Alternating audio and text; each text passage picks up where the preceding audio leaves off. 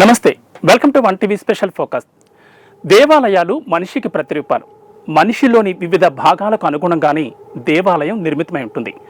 ఆలయాలు మనిషి వికాసానికి కేంద్రాలుగా ఉంటాయని, మనిషి అభ్యున్నతికి తోడ్పడతాయని పురాణాలు చెబుతున్నాయి. ఇక ఆలయ నిర్మాణం ఆగమ శాస్త్రాన్ని అనుసరించి ఉంటుంది.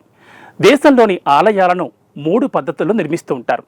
ఒకటి నగర శైలి, రెండవది ద్రావిడ శైలి, మూడవది వేసర శైలి. దేశంలో ఏ దేవాలయమైనా సరే ఈ 3 పద్ధతుల్లోనే ఉంటుంది. ఆలయాల నిర్మాణం, వాటి గురించి మనం మరో చోట చర్చిద్దాం. ఈరోజు మనం చర్చించుకోబోతున్న అంశం దేవాలయాల పరిరక్షణ సాధ్యమేనా? సనాతన ధర్మం కోసం ప్రత్యేకమైన బోర్డు ఏర్పాటవుతుందా? హిందూ బోర్డు కోసం కొన్ని సంఘాలు పట్టుబడుతున్నాయి. ఇది ఎంతవరకు సాధ్యం? దేవాలయాల పరిరక్షణ బాధ్యతలను విశ్వ హిందూ పరిషత్కు అప్పగించాలనే డిమాండ్ కూడా ఉంది. ఇది ఎంతవరకు సాధ్యమవుతుంది? ఈరోజు స్పెషల్ స్టోరీలో చూద్దాం.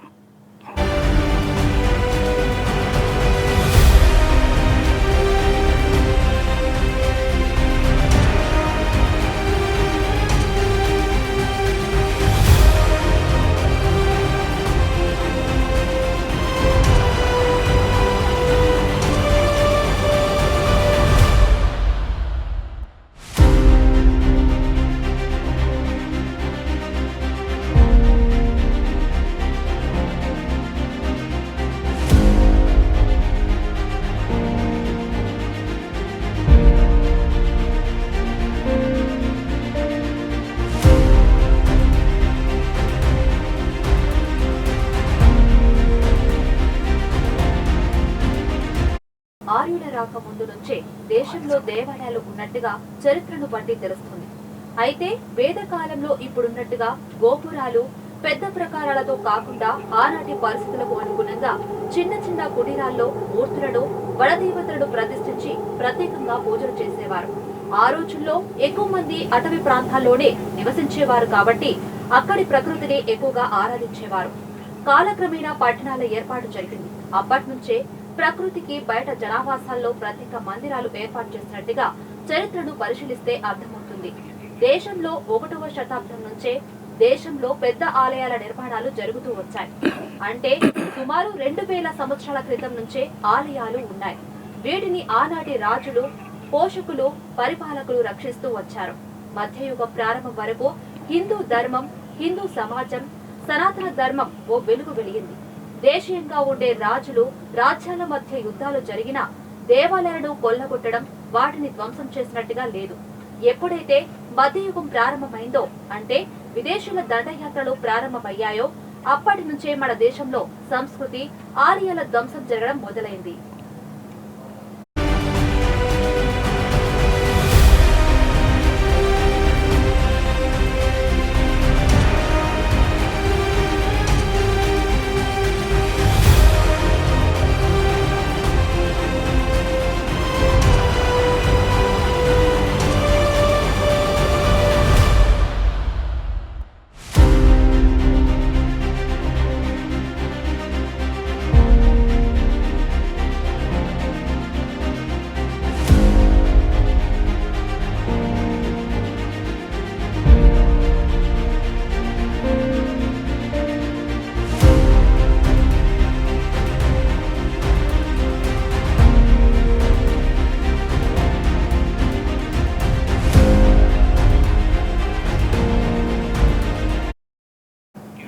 మధ్యయుగం నాటికి దేశంలో ప్రఖ్యాతిగాంచిన దేవాలయాలు ఎన్నో నిర్మితమయ్యాయి. ఇందులో ప్రధానంగా చెప్పుకోదగినవి అయోధ్య, తిరుమల, కాశీ, కోనార్క్, అనంత పద్మనాభ స్వామి ఆలయం. ఇలా చెప్పుకుంటే ఇప్పుడున్న గొప్ప గొప్ప ఆలయాలన్నీ 7 నుంచి 10వ శతాబ్దం కాలం నాటివే అని చెప్పాలి. మధ్యయుగంలో విదేశాల నుంచి వచ్చిన రాజులు భారత్పై దండయాత్రలు చేసి ఒక్కొక్క ఆలయాలని విధ్వంసం చేశారు. చరిత్రలో అత్యధిక సార్లు దాడులకు గురైన ఆలయం సోమనాథ్.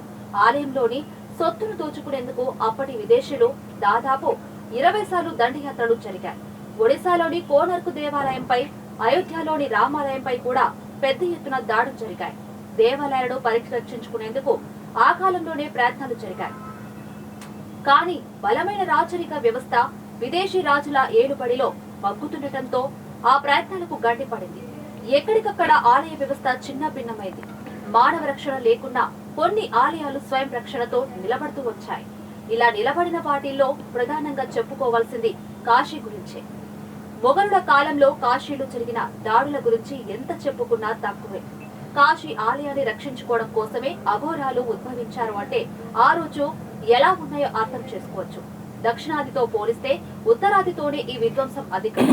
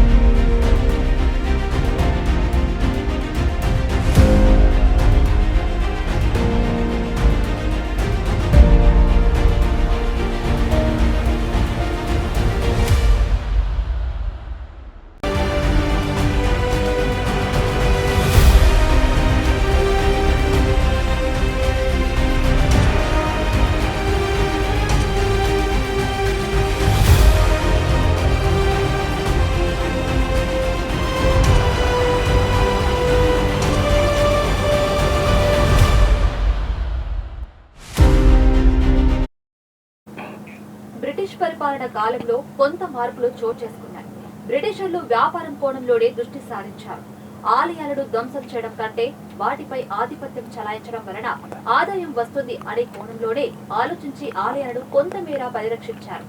నియమాలను రూపొందించి ఆలయాల ఆదాయాలను పెంచేందుకు ప్రయత్నించారు. ఆలయాలు రక్షింపబడిన వాటిపై తెల్లదొరల పెత్తనాన్ని భారతీయులు సహించలేకపోయారు. ఆలయాలపై పెత్తనం చలాయించడం కూడా దేశ స్వతంత్ర ఉద్యమంలో భాగంగా మారిపోయింది. ముఖ్యంగా తిరుమల వెంకటేశ్వర ఆలయంపై పెత్తనం చలాయించాలని బ్రిటిష్ పాలకులు తీవ్రంగా ప్రయత్నించారు. 1840 వరకు రామానుజుల పరంపరలో ఆలయం నిర్వహణ బాధ్యతలు ఉండేవి. అయితే బ్రిటిషర్లు వీటి పాలన వ్యవహారాలను మహంతులకు అప్పగించారు. సుమారు 100 ఏళ్ల పాటు తిరుమల ఆలయాన్ని మహంతులు పరిరక్షించారు. 1950 తర్వాత టీటీడీ బోర్డు ఏర్పాటు కావడంతో తిరుమలలో వైభవం తిరిగి ప్రారంభమైంది. అప్పటి నుంచి నేటి వరకు తిరుమలలో ఎన్నో మార్పులు చోటు చేసుకున్నాయి. రోడ్డు మార్గాలు ఏర్పాటయ్యాయి. తిరుమలలో అన్ని రకాల సౌకర్యాలను ఏర్పాటు చేశారు. ఇప్పుడు దేశంలోని అత్యధిక ఆదాయం వస్తున్న ఆలయంగా తిరుమల ప్రసిద్ధి గాంచింది. తిరుమలకు ప్రత్యేక బోర్డు ఉన్న విధంగానే దేశంలోని కొన్ని ప్రధాన దేవాలయాలకు ప్రత్యేక స్వయంసిద్ధ బోర్డులు ఉన్నాయి. ఇవి అక్కడి ప్రభుత్వాలతో సంబంధం లేకుండా స్వయం సిద్ధంగా పాలన కలిగి ఉంటాయి. స్వయం సిద్ధ పాలనలో ఆలయాల పరిరక్షణ ఎంత వరకు సాధ్యమవుతుంది అన్నది ఇప్పటి ప్రశ్న.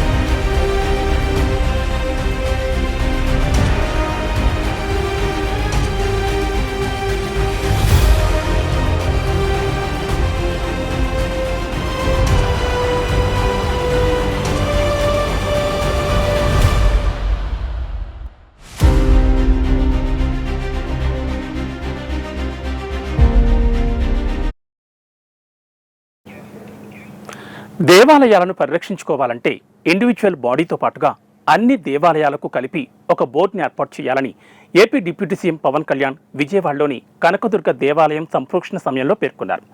తిరుమల లడ్డూను అపవిత్రం చేశారని చెప్పి ఆయన 11 రోజుల పాటు ప్రాయశ్చిత్త దీక్ష చేస్తున్నారు. ఇందులో భాగంగానే విజయవాడలోని ఇంద్రకీలాద్రి ఆలయాన్ని శుద్ధి చేసి సంప్రోక్షణ చేశారు.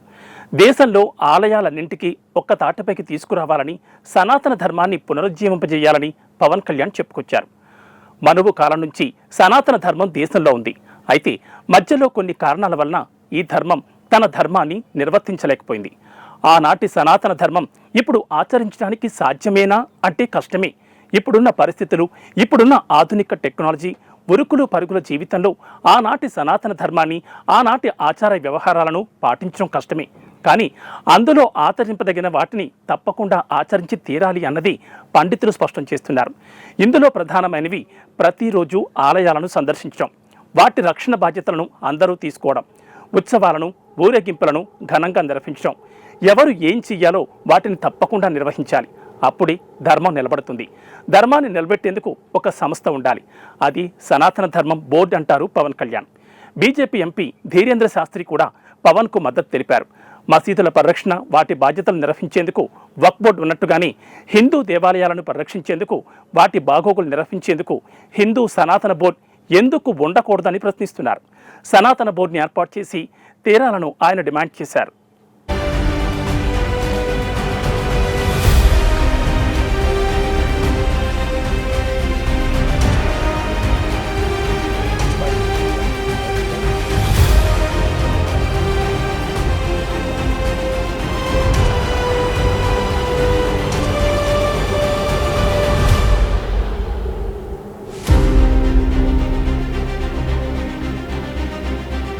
अभी हमको सूचना मिली कि हमारे मध्य प्रदेश के बहुत ही प्रिय मुख्यमंत्री जी ने जैन बोर्ड की चर्चा की। हम भारत सरकार से चाहेंगे, जब वक्फ बोर्ड हो सकता है तो सनातन हिंदू बोर्ड क्यों नहीं हो सकता है, और मंदिरों को उनके अधीन करके षड्यंत्र रचने वाले, प्रपंच रचने वाली सभी ताकतों पर तत्क्षण रोक लगाकर हिंदू बोर्ड बनाए जाने की हम पूर्ण रूप से मांग कर रहे हैं। और ये हिंदुओं की सहनशीलता देखकर हमारा तो खून उबाल खा रहा कि हम लोगों के देखते हुए वो कितने बड़े बड़े प्रपंच। అయితే హిందూ ధర్మ పరిరక్షణ కోసం, హిందువుల రక్షణ కోసం, హిందూ దేవాలయాల రక్షణ, వాటి నిర్వహణ కోసం సనాతన బోర్డు కంటే హిందూ బోర్డు పేరుతో సంస్థను ఏర్పాటు చేస్తే బాగుంటుందని, హిందువులంతా సంతోషిస్తారని, వారిపై ఎలాంటి దాడులు జరిగినా బోర్డు చూసుకుంటుందని ఒక ధైర్యం హిందువులందరిలోనూ వస్తుందని కొందరు నేతలు చెప్తున్నారు. ఇటీవల కాలంలో మతతత్వ ఘర్షణలు కొంత అధికంగానే జరుగుతున్నాయి. ముఖ్యంగా కర్ణాటక, మహారాష్ట్ర, ఉత్తరప్రదేశ్, హర్యానా వంటి రాష్ట్రాల్లో ఇలాంటి గొడవలు ఎక్కువగా జరుగుతున్నాయి. వీటికి పుల్ స్టాప్ పెట్టాలంటే హిందూ బోర్డు ఏర్పాటు చేయాలని, హిందూ ధర్మం కోసం పాటుపడేవారని, ముఖ్యంగా యువకులను ఈ బోర్డులో సభ్యులుగా నియమించాలనే డిమాండ్ కూడా ఉంది. కానీ ఇటువంటి బోర్డుని ఏర్పాటు చేసేందుకు భారత ప్రభుత్వం సిద్ధపడుతుందా అంటే ఉండకపోవచ్చు. ఎందుకంటే భారతదేశం భిన్నత్వంలో ఏకత్వం. ఇక్కడ హిందువులే మెజారిటీగా ఉన్నా మిగతా వారికి కూడా సమయోచితమైన స్థానం ఉంది. ఎవరి మతాన్ని వారు స్వేచ్ఛగా అనుకరించవచ్చు. ఎవరు ఏ మతంలోకైనా వెళ్లేందుకు ఇక్కడ అవకాశం ఉంది. బలవంతపు మత మార్పిళ్లను మాత్రమే అడ్డుకునే శక్తి ప్రభుత్వానికి ఉంటుంది. హిందూ బోర్డుని ఏర్పాటు చేస్తే హిందూ దేశంగా భారత్ను ప్రకటించనున్నారు అనే ఒక వాదన మొదలవుతుంది. ప్రతిపక్షాలు కూడా దీనిపై పోరాటం చేసే అవకాశం ఉంది. హిందూ బోర్డు వాదన ఉన్నప్పటికీ అధికారికంగా ఇది ఆమోదయోగ్యం కాకపోవచ్చు.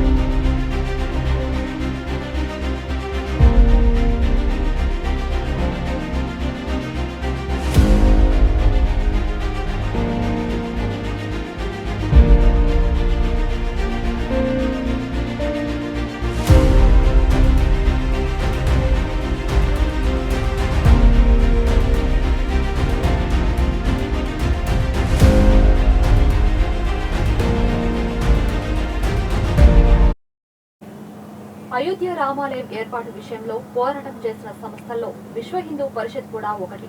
అయోధ్య అంశంలో ఈ సంస్థ ఇన్వాల్వ్ అయిన తర్వాతే వేగం పుంజుకుంది. పోరాటాన్ని దేశవ్యాప్తంగా విస్తరింపచేయడంలో విశ్వ హిందూ పరిషత్ సంస్థ కీలక పాత్ర పోషించింది. సాక్ష్యాలను సేకరించడం నుంచి అయోధ్య పోరాటానికి అనుకూలంగా కార్యకర్తలను సమీకరించడం, ధర్మాన్ని ప్రజల్లోకి తీసుకెళ్లడం, యజ్ఞ యాగాలు నిర్వహించడం ఒకటేమిటి, సనాతన ధర్మంలో చెప్పిన దాదాపు అన్ని అంశాలను విహెచ్పి సంస్థ నిర్వహించింది.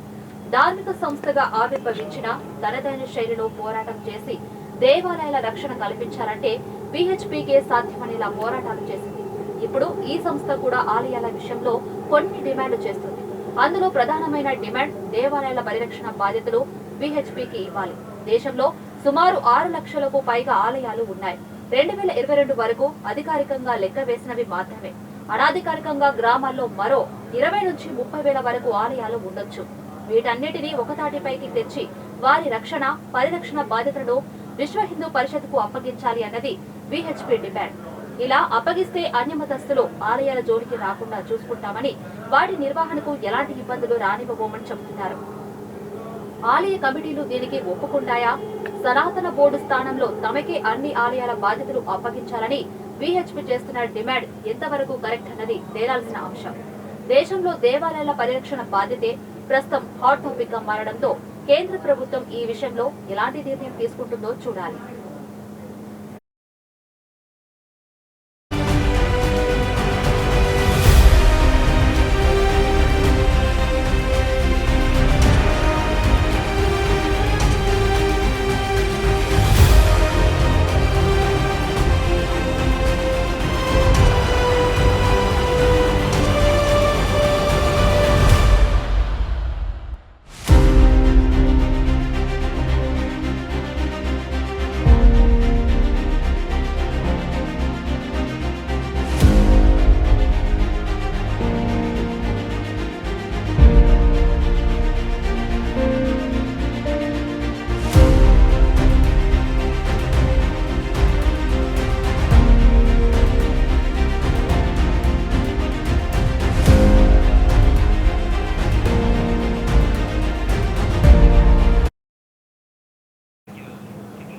ఇది ఇవాల్టి స్పెషల్ ఫోకస్. మరో అంశంతో మళ్ళీ కలుద్దాం. నమస్తే.